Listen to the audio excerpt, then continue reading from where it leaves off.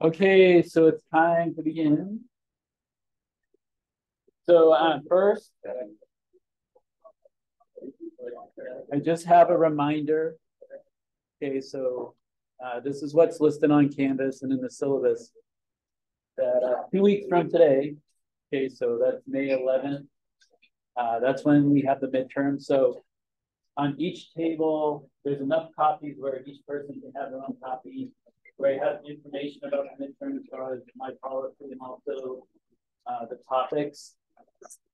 So I'm just, providing that today, and then, take a look at it. And, next week, if you have any questions, just, let me know. This is definitely a test you don't want to wait till like the night before to start looking at. So that's why I'm giving you the topics 2 weeks ahead of time, so you can do it in a timely manner. Maybe a topic a day or something. Okay, so also there's enough copies of this handout that has a reference page from the basic 3 reference manual that's on Canvas, and also some information about the constraints for a 7-segment display, because we're going to talk about decoders today.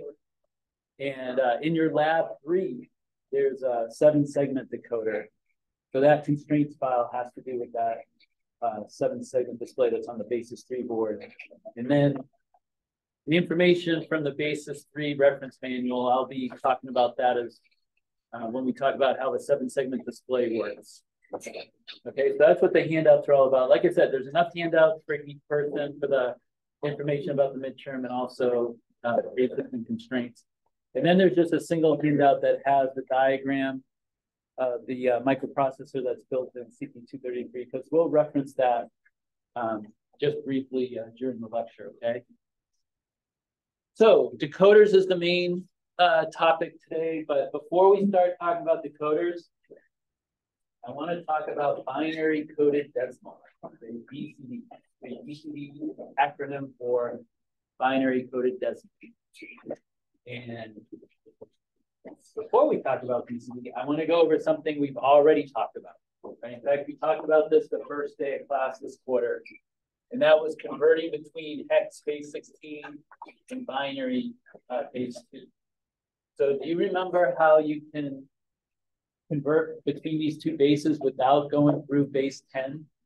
Like, how can you go directly from this hexadecimal number right to binary? What is it? Group the bits, right? And how many bits? 4, right? Remember this relationship here, 2 to the 4 to 16? So we can go from base 16 to base 2 by just writing the 4-bit binary for each hexadecimal character. So what's 9 in binary, 4-bit binary? How would you represent 9 in binary with 4 bits? 1, 0, 1. Yeah, 1, 0. 1, 0, 0, 1, right? That's a 1, that's an 8, so 9. Okay. How about a 5 in 4-bit binary? 0, 1, 0, 1. How about a 4? 0, 1, 0, 0. 1, 0, 0. And how about a 1? 0, 0, 0, 1. Now you don't have to show the lead zeros, right? Because I'm not going to treat the values. But yeah, the key point is because of this relationship, 2 to the 4 is 16. If we take each hexadecimal character and write it as a 4-bit binary group, that converts it to base 2. Now, when we went over this at the time, like 3 weeks ago or so, I said, if you don't believe me, convert both of these to base 10. You'll see you'll get the same base 10 number. Okay. So, like I said, this is a way to go either base 16 to binary, or binary to base 16, because you can go the other direction too. If we started with this, we would just group the bits in 4 and then write the hexadecimal character for each group of 4. So, you can do it either direction. All right. Well, now that brings up BCD, okay, binary coded decimal. Binary coded decimal, it's a subset of binary. Okay, it's just the first, first 10 binary numbers that are represented with 4 bits. So in BCD, you have 0, 0, 0, 0, 0, 0, 0, 1, 0, 0, 1, 0, 0, 0, 1, 1, 0, 1, 0, 0, 0, 1, 0, 1, 0, 1, 1, 0, 0, 1, 1, 1, 1, 0, 0, 0, 1, 0, 0, 1. Okay, there's 2, 4, 6, 8, 10. So I just counted from 0 to 9 in binary, right? 0, 1, 2, 3, 4, 5, 6, 7, 8, 9. And if you start with a base 10 number, so yeah, this is now base 10, right? Up there, the 1, 4, 5, 9 was hexadecimal, but here it's base 10. Well, to go from base 10 to BCD, you just write each base 10 character as a 4-bit binary. So you see, we would write 9 is 1, 0, 0, 1, 5 is 0, 1, 0, 1, 4 is 0, 1, 0, 0, and then 1, 0, 0, 0, 1. And you see, this would be BCD. But here's the key point, and this is why I showed you this and reminded you of this conversion. When you go from base 10 to BCD, you're not doing base conversion. Okay? BCD is not a base. Okay? Like I said earlier, it's just a subset of binary. And the reason we have BCD will become clearer once we get to decoders, once we get to a specific decoder that's going to be in your lab 3 called a 7-segment display decoder. Okay.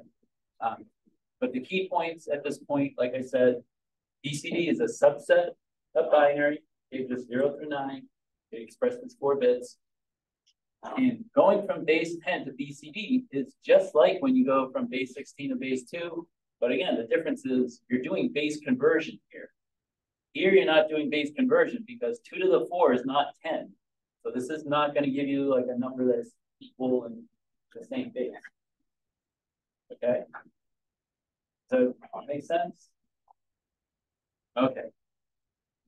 So let's move on now and let's talk about decoders. So first, the definition of a decoder is that it's a device that converts digital signals.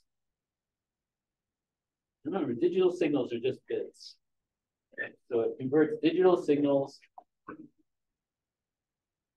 from one form to another form. I mean, it's a very general definition because, you know, all logic circuits do this. All logic circuits take some bits and convert it into other bits. So, I mean, there's all kinds of decoders, okay? All kinds of circuits that are converting, you know, bits into other bits that represent other things. Okay? You know, one example of a decoder is in CPE133. There's what's called a control unit decoder. And if you look on the diagram that's on your table, okay, there should be one of these diagrams of this microprocessor from CPE133 on your table. Well, if you look at this diagram, in the upper right, okay, upper right, there's a module, there's a box, CUDCDR. Okay, that's short for control unit decoder. And if you look over on the input side of this, you'll see IR with 30 in brackets, IR with 14:12 in brackets, and then a little up to the left from where the control unit decoder box is, you'll see this other IR in square bracket 6 to 0. Well, IR stands for instruction register, and we're going to talk about what registers are in a couple of weeks. But for right now, that instruction register, that IR, it holds 32 bits. That's an instruction to the microprocessor to tell it to do something. And what's happening here on the input side of the control unit decoder is that it's taking certain bits. It's taking bit 30. It's taking bits 14, 13, and 12. That's what the 14:12 means. That's an example of splitting the bits that I talked about a couple of classes ago. And then the IR6 to 0, that's 7 bits. That's the 6th through the 0th bit of the instruction. So you'll learn in CPE133 that the instructions for this microprocessor are 32 bits long. And the decoder is taking certain bits. It's taking these 7, 6 to 0, these 3, 14 to 12, and then this single bit 30, and it's using those bits as inputs. And then the decoder, the control unit decoder, is taking those instruction bits and converting them into outputs. Okay, these outputs that you see to the right. ALU fun, that's 4 bits. ALU source A, that's 1 bit. ALU source B, that's 2 bits. PC source, that's 3 bits. And RFWR SDL, which is 2 bits. When you see these outputs of the decoder, if you look at the rest of the diagram, you'll see that these 5 outputs are connected to the select inputs of muxes. See, like this ALU fun goes to the ALU, and when you take the class, you'll see that this ALU is just a big mux. And ALU source B goes to this mux that's at one of the inputs of the ALU. ALU source A goes to another mux that's at the other input of the ALU. And PC source goes to the select of this mux over by the PC module, which is the program counter, which you'll learn about again when you take that class. And then there's another mux here by the reg file, and its select input goes to RFWR select. So you see this control unit decoder in CPE133, it's taking an instruction. It takes an instruction and converts it into mux select bits. Hard to say, mux select bits. And what these mux select bits do is that they determine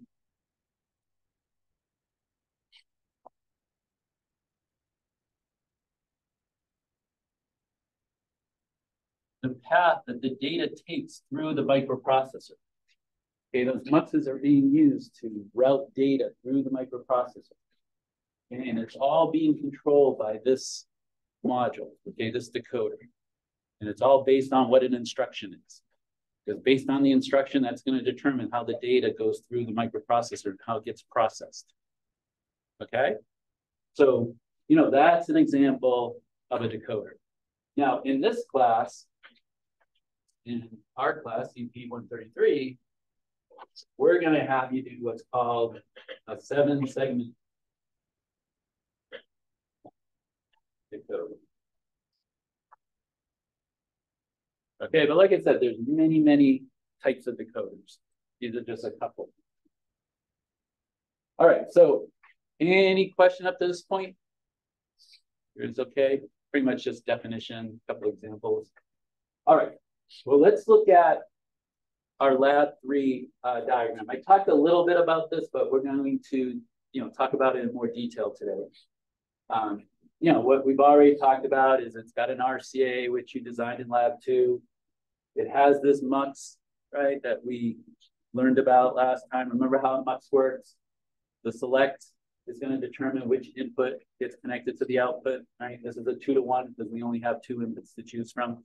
How many people were able to test this out last time and you have a mux that's working? Okay, about the same as my early class. My morning class had more people this time. Usually it's the opposite. Usually my afternoons have more people, but it switched this week for whatever reason. Okay, but anyway, if you haven't tested your mux yet, that would be where you would start today. Okay, so first thing is to get your mux working. Then, and this is what we're going to talk about today, is how to build and how to go about testing your decoder. This is the 7-seg decoder.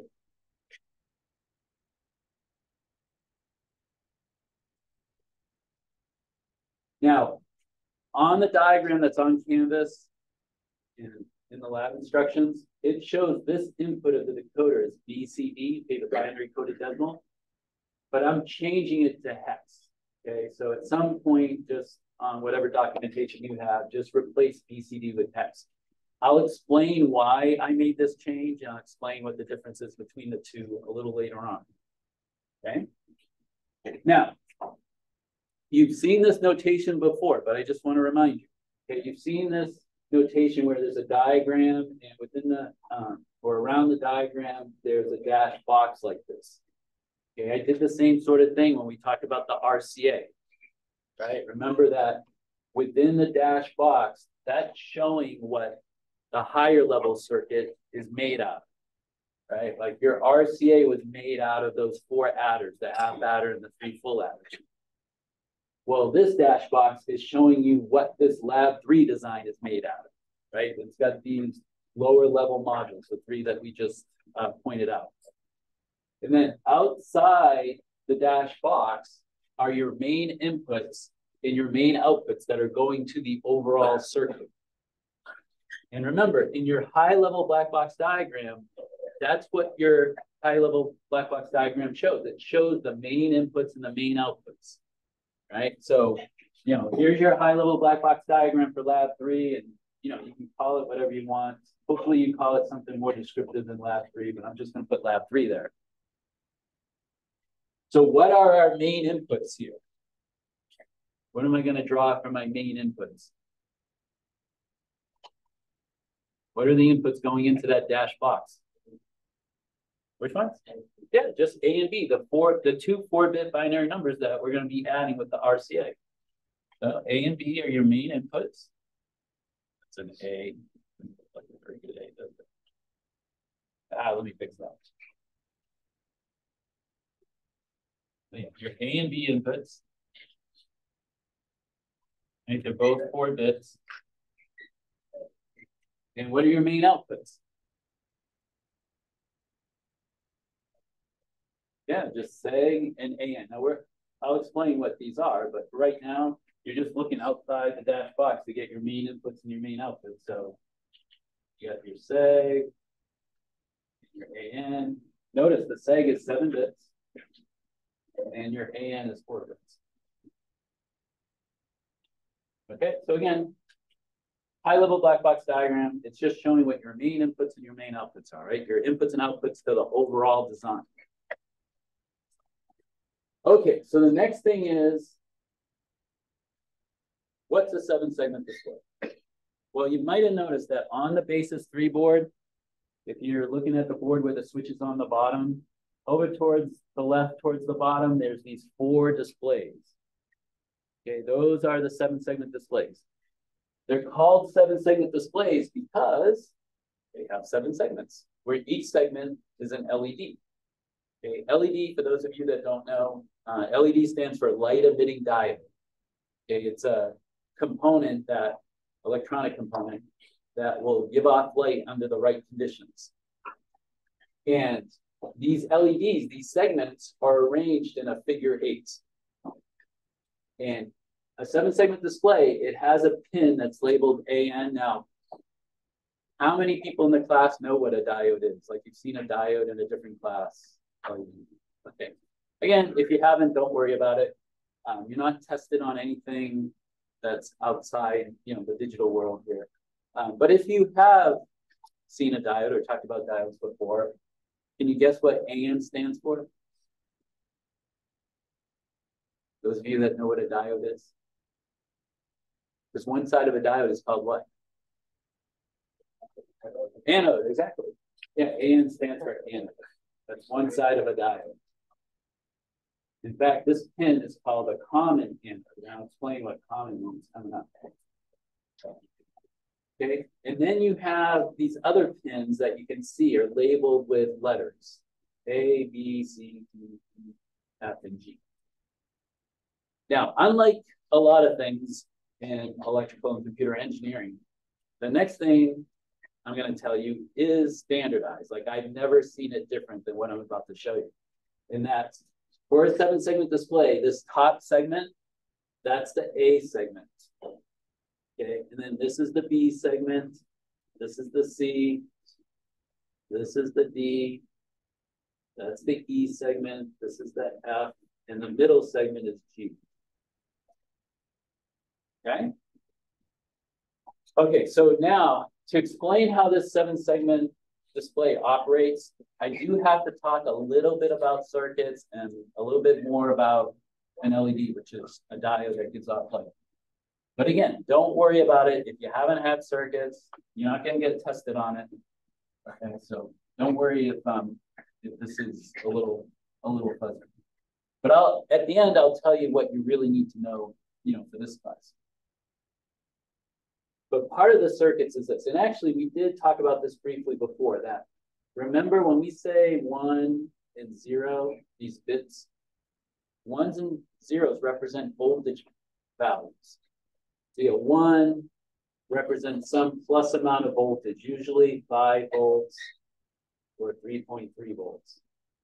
A 0 represents usually 0 volts, okay, which in circuits we call that ground. Okay. Now, the reason why this pin, okay, this connection here of the 7-segment display is called the common anode is because if you look inside this display, that common anode, it's a connection, or what we call a node, that connects all the anodes together. See, this is the LED symbol. Notice it's got the 2 little arrows. See, that indicates that it's an LED because it's a diode that can give off light. If it's a diode that cannot give off light, then the symbol is just like this. It's the same without the arrows. Okay. Well, this side of the symbol, the arrow side, that's the anode. Okay, this is the anode side of the diode. So you see this line that's connecting all the arrows, all the anodes of the LEDs together? That's what's meant by common. They're all connected to the same connection point, the same node. And remember when we talked about universal gates, and you can take a NAND gate or a NOR gate and connect their inputs together, and it makes it into a NOT gate because it forces the inputs to have the same value. Well, again, when you take circuits, you learn that when you connect, physically connect inputs together and make them the same node, they have the same voltage. Okay, and that's why you either got both inputs being 0, both inputs being 1. Well, same thing here. See, this is all physically connected. So all the anodes would have the same voltage. And to get a segment to light, we would need to have a 1. Okay, plus voltage. We would need a 1 on this common anode. And the way these 7-segment displays are made on the basis 3 board, between this common anode node and where this AN is, okay, so this output AN, which is this going to connect to this pin AN, there's an inverter. So if I want this common anode connection here to be a 1, what do I want on the other side of the inverter? A 0. Right? See, so if I make AN, which is going to be one of these bits that we'll talk about more later. But if I make this a 0, it's going to get inverted on this side, make it a 1, and now I have my common anode at the value I need. Okay. But you see, the other thing in order for an LED to light is that you have to have a difference of voltage across it. If you have the same voltage on both sides of something, current's not going to flow. Current only flows when you have a difference in voltage. Okay, and in order for an LED to light, current has to flow through it. Okay? If no current flows through an LED, it's not going to light. Okay? So in order to get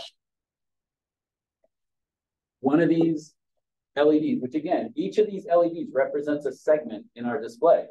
Well, in order for it to light, I have to make the other side of the LED, and the other side of the LED is called the cathode. I would have to make the other side of the LED a 0. Right? Because if I make the other side a 0, and on this side I have, say, 5 volts, there's a difference of 5 volts. And for diodes, current only flows in the direction of the arrow. And in order to get the current to flow in the direction of the arrow, you have to have the higher voltage on the anode side. Okay, so if I got a 1 on this side and I got a 0 on this side, that LED is going to light. If I put a 1, if I put a 1 on the cathode, well, now I got equal voltage. There's a 1 on this side and a 1 on this side, which means you have the same voltage across, or the same voltage on each end, which means you don't have a voltage difference across it. Well, then the LED doesn't light. Okay? Now, the other thing about a diode or an LED is that if you put the higher voltage on the cathode and the lower voltage on the anode, it also won't light. Okay? LEDs will only light when you get the higher voltage on the anode side and the lower voltage on the cathode side. Okay? So, like I said, that was some circuits, that was some electronics. You're not going to get tested on that. But the key thing, and this is what you really need to know for this class, is that the value of this bit, the AN bit, that value is going to determine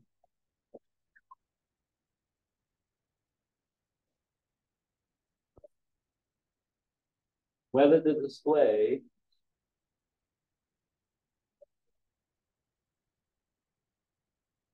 lights at all. Okay, if you have AN equal to 1, which would make your common anode a 0, no matter what these cathode values are, nothing's going to light. Okay, so if you make AN a 1, you made this a 1, so then you get a 0 on the other side of the inverter where the common anode is, the display is going to be off. All the segments are going to be off. You're not going to see anything light up. Okay, but if you make AN 0, which makes the common anode a 1, now whatever you put on these cathodes will determine which segment lights.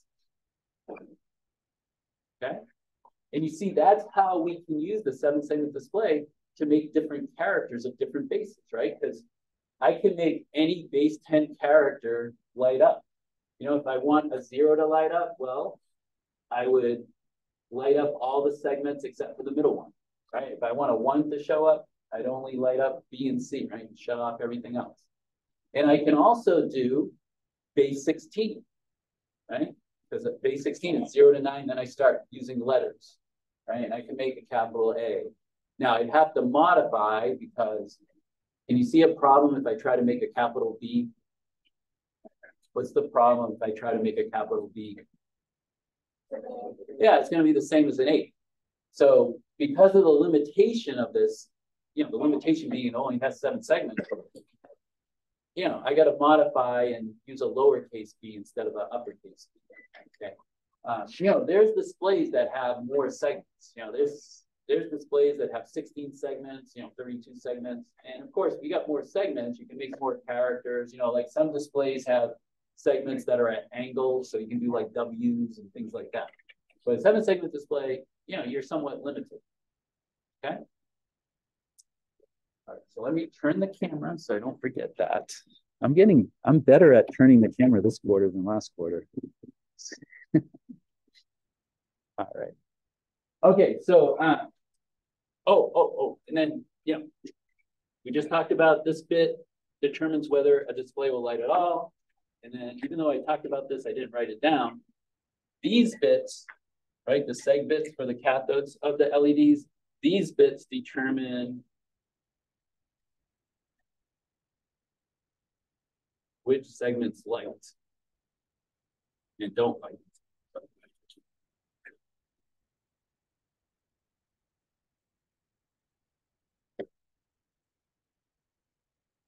Okay. All right. So any questions up to this point before we talk about the truth table? This truth table is what you're going to need both for the activity today and also when you go to model the decoder in Silicon Barrel. But any questions up to this point? Yep. So when it goes through like the comment, why? So are you basically like programming each leg of those? What are they called? The triangle. What is it called? This is a LED. Yeah. So for every LED, are you like telling it when to basically accept the one or not? Or is Well, the LED is just being, controlled, either lit or not lit by these two values. The value on this side, the value on this side. So first of all, to get an LED to have any possibility of lighting, you got to have a 1 on the common anode, because if I have a 0 on the common anode, no matter what I do on the cathode side, nothing's going to light. So that's why, making this a 1, which would make a 0 here, that's why it would just shut off the display, okay? But if I make the common anode a 1, and by doing that, I'd have to make this side a 0. Well, now, what I put on the cathode side will determine whether the segment lights or not. And that's how we're going to make the character that we want show up on the display. So you're telling what the cathodes do? Yeah, okay. These are the cathodes, Yeah, the cathodes are all individual. It's the anodes that are tied together. So the anodes can be different. I can have a 0 here, a 1 here, a 0 here, 0 here, and so on. Okay. All right, so let's fill out this activity, this table. And this table is going to be the activity. Okay, I'm going to start it for you, but then you're going to finish it as an activity. So let's do the top row. Okay, the top row is when hex is 0. Now, how many hex characters are there again? It's base 16, so how many characters? 16. So that's why I have 16 rows in my truth table. Now, this is the reason why I changed it. Remember I said that in the instructions for the lab and also the diagram, it has BCD for this input, but I changed it to hex. Well, the reason I changed it is because with hex, you're going to have 16 possibilities, right? Because there's 16 characters in hex. How many characters do we have for BCD? Because BCD is used to represent decimal. And how many characters in decimal, which is base 10? 10. So, one of the reasons I changed it is just to make this a little bit more interesting, right? Because it expands the truth table a little bit. And also you get to make some letters on the display instead of just numbers 0 through 9. And also it brings up that issue we talked about with a B, a capital B looking just like an 8. In fact, can you think of another letter, capital letter, that's going to be a problem besides capital B? Oh, yeah, D, which is going to look like a 0. Okay, so for both B and D, you would have to use lowercase. Okay, but getting back to this, so when we have a hex 0, well, hex 0 in binary is just 4 zeros, right? The reason I'm using 4 is because that's what's coming out of the RCA, right? 4-bit binary is coming out of the RCA. So when we have a 0 coming out of the sum output of the RCA, which is connected right to our hex input, so that's what's going to be right here. I want the seg bits of my decoder to be such that it's going to light up a 0 on my 7-segment display. So that means I want the A segment lit, the B segment lit, the C segment lit, the D segment lit, the E lit, the F lit, right? The only segment I don't want to light to show a 0 is the G segment, right? The middle. So now I have to determine, well, what do these cathode bits have to be? See this A, B, C, D, E, F, G? That corresponds to these cathode bits, these seg cathode bits. Right? See, this is the seg output. Right, which are connected to your cathodes. So what should I write here? I want all the segments to light except for G.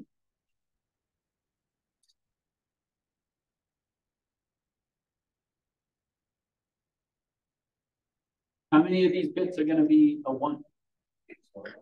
Just one, just the G bit, right? Because the G bit, the G segment is the one I don't want to light. So, right, the cathode for the G segment's got to be a 1. That's the one I want to keep off. And then the rest would all be zeros, right? Because those are the ones I want to light. So you see why I put that? All right, and then how would you write 1000000? How would you write that as a hex? You know, this is just binary here, right? Just bits. What did we talk about earlier in the class? How would you write this 1000000 in hex without going through base 10? You just group the bits, right? Group in fours. And you always start with the least significant, right? And A is the least significant here. So what would you write? What is that in hex? 40, right? Because that's 0 in hex, and then 100, that's 4. So 40 hex. Okay, see the reason why I'm having you take this 7-bit binary and write it as hex is because when you go to simulate this decoder, right? Because just like you simulated the RPA and some of you have simulated the MUX, you're going to have to simulate your decoder. And when you look at your timing diagram for the decoder, making sure that when you have this as an input, you're getting this output. Well, it's easier just to look for a 40 hex than a 1000000. You know, in your timing diagram on Vivado, you can choose the base that the values in your timing diagram will show up as. There's a little, I point this out in my intro to Vivado video. There's a little gear up in the right-hand corner of the timing diagram. And if you click that, you'll see you can change the base to whatever you want. You can have a base 10, base 2, base 16. So when you're checking this out in the simulator, you may want to set it to hex. So then you're just looking for the hex values instead of, you know, looking to see, oh, are those bits right? Yeah, it's just a little bit more of a convenience. Okay. So you're going to have 16 rows, right? It's going to go 0, 1, 2, 3, 4, all the way to F. Now, do you want me to do another row, or do you think you could do all these rows? You want me to do another one? Okay, which row do you want me to do? Do you have a preference?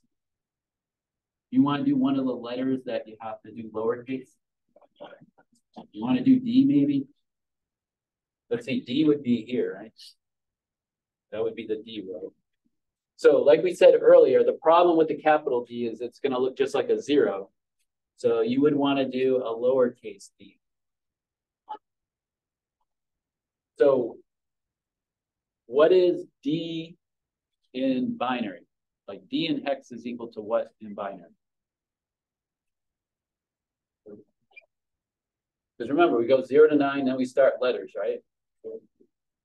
What'd you say? 13. Yeah, see what I always do just to make sure, especially on a test, a lot of times on a test, you know, due to stress, you can make silly mistakes. But what I do is I always know that A is 10, and then I just increment up from that. So B is 11, B is 12, D is 13. So now, what is 13 in binary?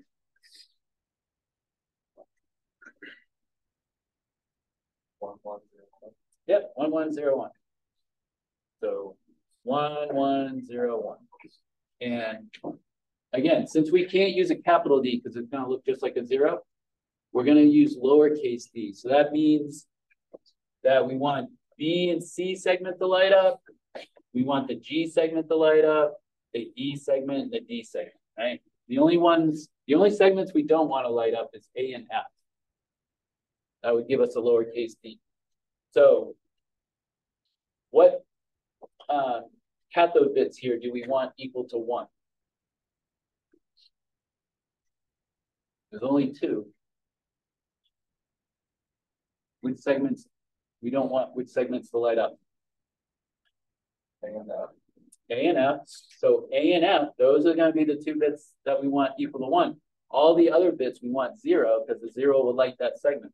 So we're going to have G as a 0, F is a 1, E is 0, D is 0, C is 0, B is 0, and A a 1. So let's see, that's 7 bits, right? So does everybody agree it'd be 0, 1, 0, 0, 0, 0, 1? Right? Only A and F would be 1s. All the other seg bits, which are the cathodes, would be 0. So what is 0, 1, 0, 0, 0, 0, 1 in hex?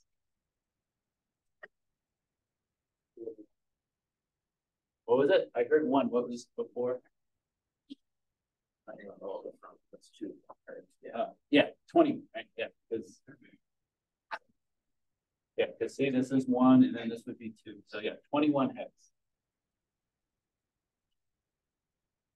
Okay, so do you think you could do the rest of the rows? It's just the same process, right? Write the binary for the hex character. You know, show what segments you want lit.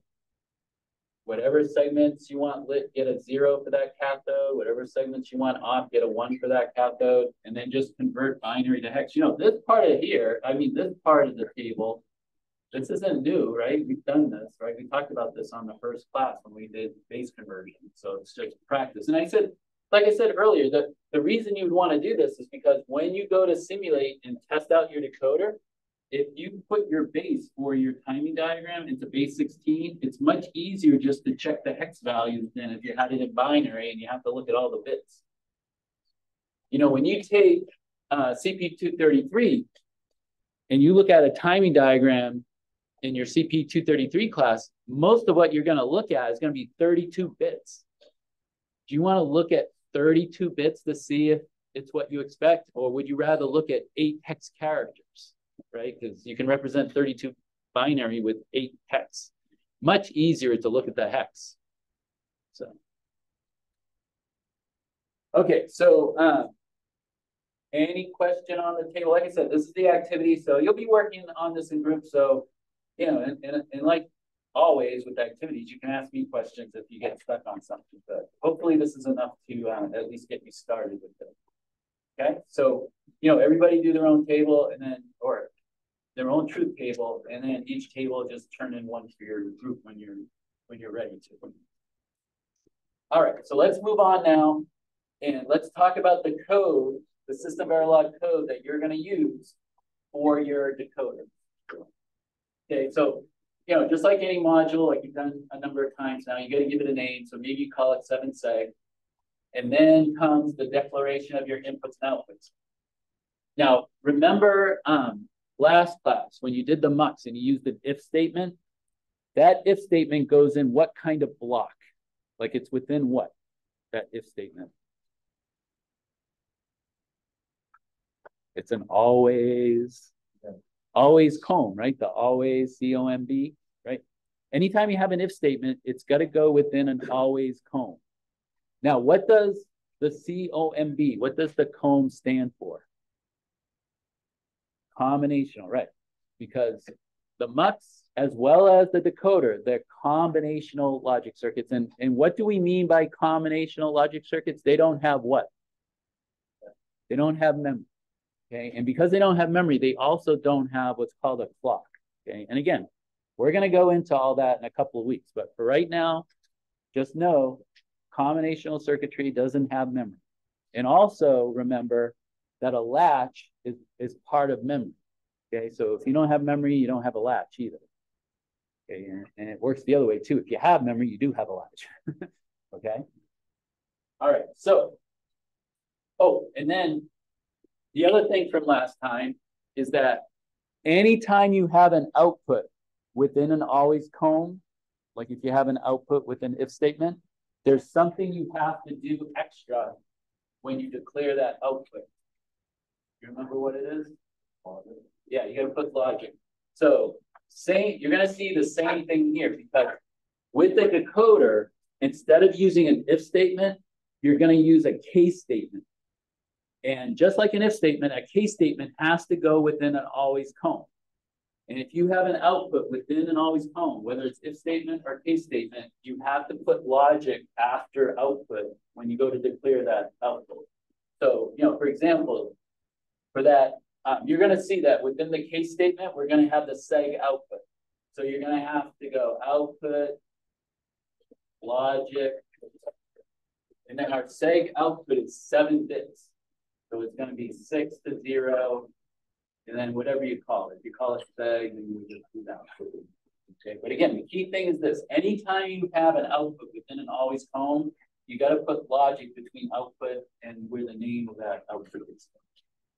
Okay. All right. So after you declare your inputs and outputs, that's where you put your always column. So always underscore column. Okay. Then you need to begin. Okay. And then you're going to put a case statement.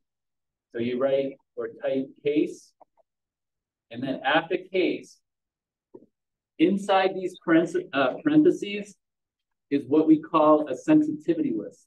And what's meant by a sensitivity list is whatever you put in there, when that changes, that's when the case statement gets evaluated. We want the case statement to be evaluated when this data going into the decoder changes, right? If the output of my RCA, if the sum output of my RCA changes, that's when I want to show a different character on the 7-segment display. So that's when I want my case statement to be evaluated. So whatever you call this input, like I call this input hex, okay, but whatever you call it, that's what goes within these parentheses. Okay, and now the rest of the case statement just shows the various options. You know, hex could be a 0. Okay, so it's 0, then colon, and then you put what you want your output to equal.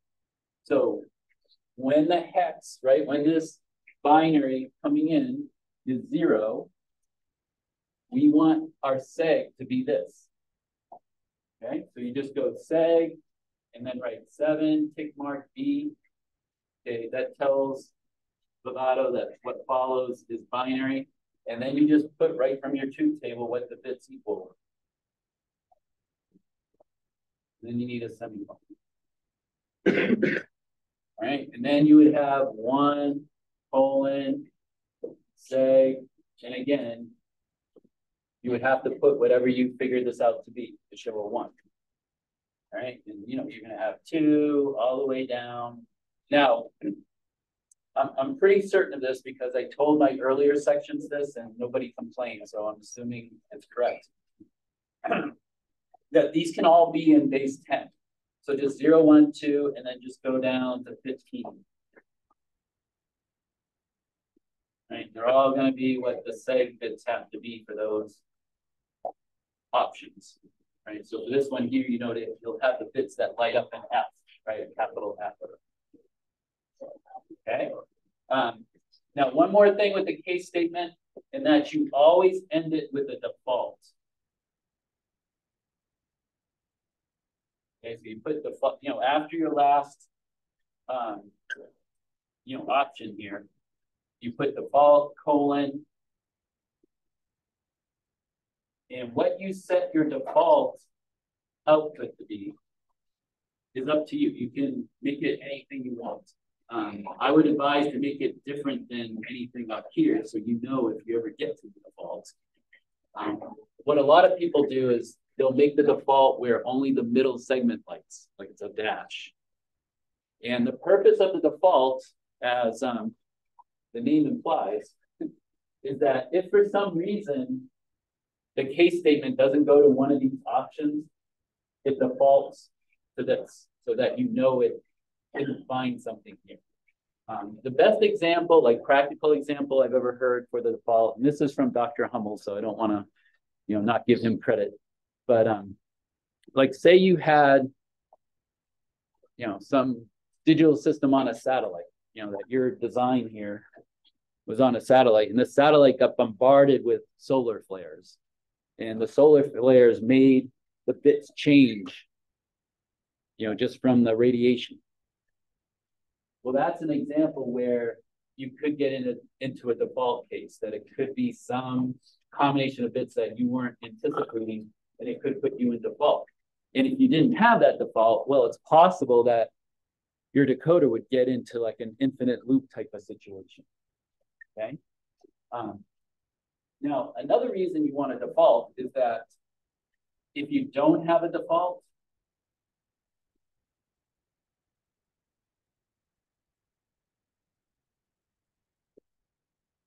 if you don't have a default, it will create a latch. If you remember back when we talked about the if statement last class, if you don't have an else in an if statement, that creates a latch. Well, another way to create a latch is not having a default in a case statement. Okay, so unless you're dealing with memory, unless you want to create memory, you don't want that. Okay, if your circuit is combinational, you do not want to create latches. Okay, in a couple of weeks, when we get to memory, we will want to create a latch. Okay, but now we don't. Okay, and then you would have to end the case. So you end the case with an end case. You would have to end the always comb, right? So you need an end to match up with this begin. So then you would have an end. That end goes with that begin. And then you'd have like an end module to end the module. Okay, so just like when I did the if statement, I did not intentionally try to put any syntax errors, but I'm going from memory. Well, I got my notes, but my notes were written from memory. And I think this is right, but if you were to get a syntax error, if you follow this, don't be surprised. Okay, so any questions about what the code looks like? All right, just a few more things, and then you can get started. Probably be another 10 or 15 minutes.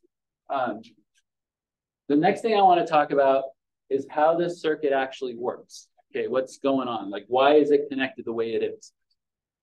All right, well, you all know what the RCA is doing, right? It's just adding these two 4-bit binary numbers. And remember, the RCA has a 4-bit sum output and a single-bit carry out output. When is that carry out going to be a 0? Like, what would our result from the addition have to be in order for the carry out to be a 0?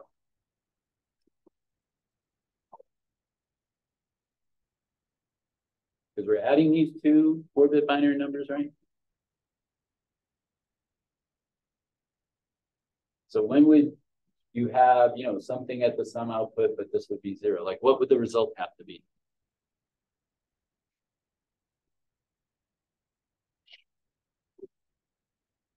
Because remember, our sum is 4 bits. Let's see, it would be bit 0, bit 1, bit 2, bit 3, right? This is our sum. And then you have the carry out over here by itself. Right, so what is this bit 0 worth? Least significant, yeah, it's worth 1. What's bit 1 worth? 2. What's bit 2 worth? 4. 8. What's this carry worth? 16, right? So you know what I'm getting at now? Right, exactly. That if the carry out is 0, that means your sum is 15 or less. If your carry out is 1, that means your result is 16 or something greater, right? So let's look at what happens when the carry out is 0. Okay, which means our result is 15 or less. Well, look, the carry out output of this RCA is connected to the select input of the mux. So if the carry out is 0, that's going to make this select input a 0. And then we talked about how muxes work last class, right? That the select line determines which input connects to the output. So if my select input's a 0, what's going to be at the output here? What data? Because this 0 input's connected to this data, this 1 input's connected to that data. So if the select line is 0, what's going to be here at the output? It's going to be 1110, right? Because that's the data at the 0 input. So you see, this will become 1110. Now, the reason why, and at the output of your mux, that's the AN output. Okay, that's the bits going to the 7-segment displays. Because, see, the reason there's 4 bits is because there's 4 displays. So this bit here, that's AN0.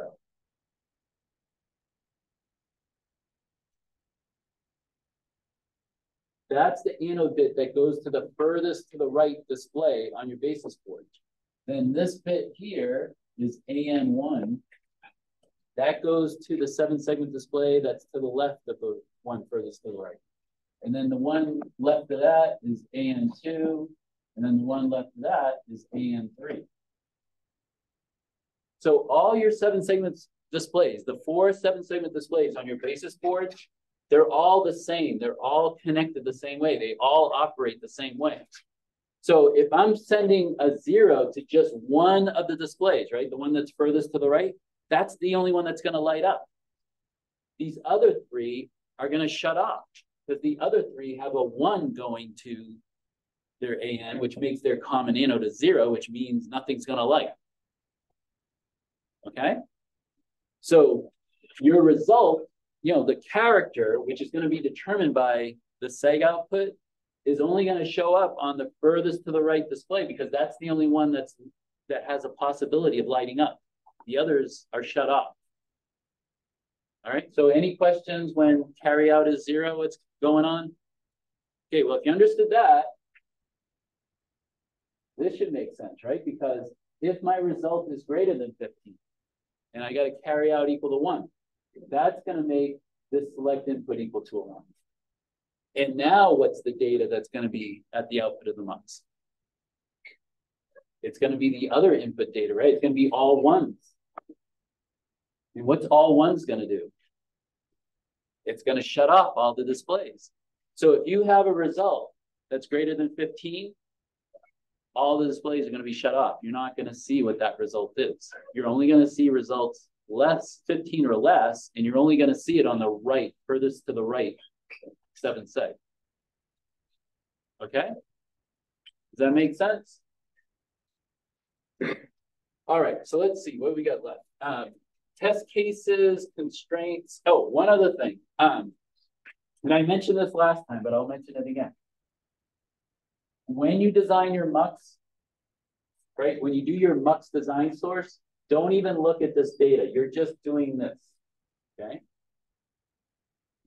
Where you'll connect your mux inputs up to this binary data is in the module that connects everything together.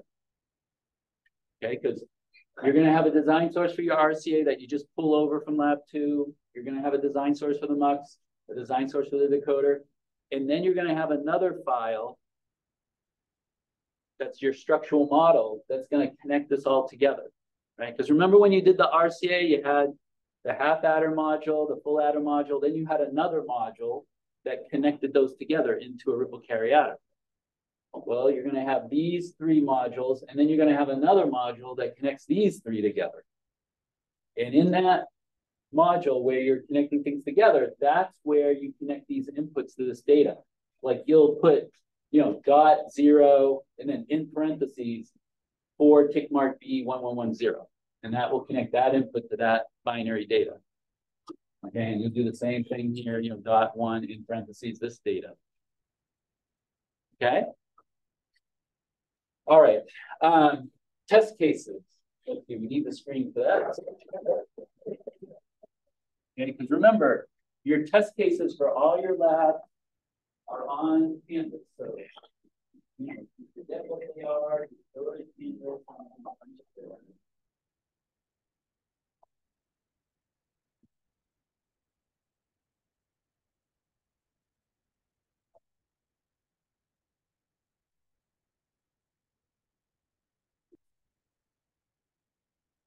Okay, while the projector is warming up, on the same handout that has the basis 3 information, so on this handout here, that is the basis 3 information. If you flip it around, it shows you what you have to do in your constraint file for the 7-segment display. Okay, see, the 7-segment display has its own portion of the constraint file. And as you can see, there's a portion for the seg. So you're going to have like a seg 0, seg 1, seg 2, seg 3, and so on, provided you call your output seg. And then also, you have the anode section, the AN section. And you got 4 there, A0, A1, A2, A3, since there's 4 7 things displayed. Okay, so this is what you would have to make your constraints for your 7 seg look like. Now, you're also going to need constraints for the switches. Okay, but you're not using any of the individual LEDs like you were, the previous slide. Okay, so test cases for lab 3, right on Canvas. You want to use the same 10 test cases that you did for lab 2 that tested your RCA, because just because your RCA worked last lab when it wasn't connected to anything, that doesn't mean it's going to work in this lab when it is connected to something. So, you got to make sure it's still working. So you do the same 10 test cases as lab 2, and then you have to do additional test cases to make sure that your decoder is showing all the characters. Okay, so what I would recommend is, do the 10 for the RCA first, and then just do 16 more. Like you could just set one of these inputs to a 0, and then just use the other one and go 0, 1, 2, 3, 4, 5, 6, right up to 15, and just make sure that the 7-segment display is showing all the hex characters. Okay, there'll be some redundancy, right? Because, your 10 test cases are going to show some characters, but it's better to be redundant than to miss one. I can't tell you how many times people will do the 10 test cases and then they'll just try to fill in the gaps, just do, the ones that, the other characters that didn't show up in the, 10 test cases for the RCA, and they miss one, right? And if you miss one, the grader is going to mark it down because, again, 100% design, you got to show, it completely works. And even missing one's not completely working. Also, make sure you show the test cases where the display blanks. And, your test cases for the RCA have a couple of test cases where the result is more than 15, right? Because I think there's one where you're adding 8 and 8, and another one when you're adding 15 and 15. So for those two, your display should be blank. Okay, so that's verifying that this mux is working. Okay, so let's see. I think that's all that I had to go over. I mean, do you have any questions about anything we talked about? Again, my answer for the activity is over there posted on the wall, so you can check when you're done with that. But, do the activity first, and then you can start working on lab 3. If you don't have the mux yet, do that first. But if you get the mux all working, then you can do the decoder. And then after that, you do the structural design, connecting everything up. And make sure you simulate everything. You simulated this in lab 2, so you don't have to simulate that again. But, you got to simulate your mux, you got to simulate your decoder, and then you simulate the whole thing. I had a couple of groups in both my earlier sections where they came up to me and they said, oh, my simulation for my entire, the entire circuit, it's not giving me what I think it should. And I go, well, did you simulate your mux? I think I did. I'm not sure. Did you simulate your decoder? Oh, we have to do that? Yes, because, a reason your whole circuit might not be working is because one of these isn't working. And you only know if your lower levels are working is if you simulate it, okay? So you got to simulate the lower levels before you do the high level. Okay, that's just sort of common sense, right? Okay, so, question. Oh, but then start allowing for it, just has to be the high level one. Right, good point, yeah. For what you turn in, you just turn in the simulation for the high level. Yeah, because if you are getting a good simulation for a high level, that means your low levels must be worse. Okay, any other questions? Okay, well, the rest of the time is for you to do the activity, and then after that, you can work on the lab. Again, if you're going to leave after the activity, make sure that your group has finished and turned one in before you go, so you get credit for it. Okay?